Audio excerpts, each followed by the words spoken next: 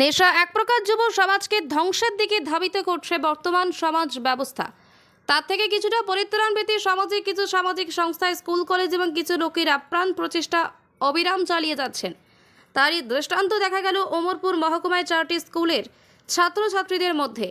বুধবার অমরপুর স্কুল কমপ্লেক্সের সামনে ছাত্রছাত্রীরা একত্রিতভাবে নেশা বিরোধী অভিযানের কর্মসূচির অংশ হিসাবে মানববন্ধন কর্মসূচি সংগঠিত করে দক্ষিণ অমরপুর টাউন মাধ্যমিক বিদ্যালয়, অমরপুর উচ্চতর মাধ্যমিক বিদ্যালয়, অমরপুর জুনিয়র বেসিক স্কুলের ছাত্রছাত্রীরা হাতে প্লেকার্ড নিয়ে রাস্তায় 2 তারিখ দাঁড়িয়ে হাতে হাত মিলিয়ে নেশার বিরুদ্ধে মানববন্ধন কর্মসূচি সংগঠিত করলো।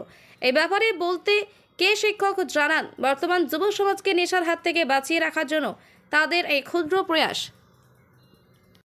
আজকে 14 বছর, সেই উপলক্ষে সপ্তাহব্যাপী আমাদের যে শিক্ষা চলছে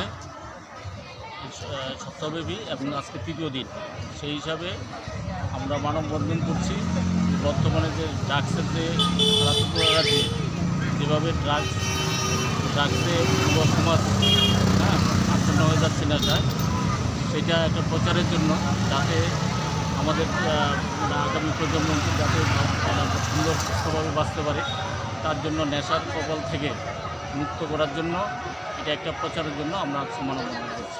ওটা স্কুল অংশগ্রহণ করেছে এটা? অমরপুর সবগুলো স্কুলে, কিন্তু এখানে আমাদের আছে 4টা school, PMC DAP SSC school, Amarpur SSC school, Amarpur girls school এবং অমরপুর জেবি স্কুল।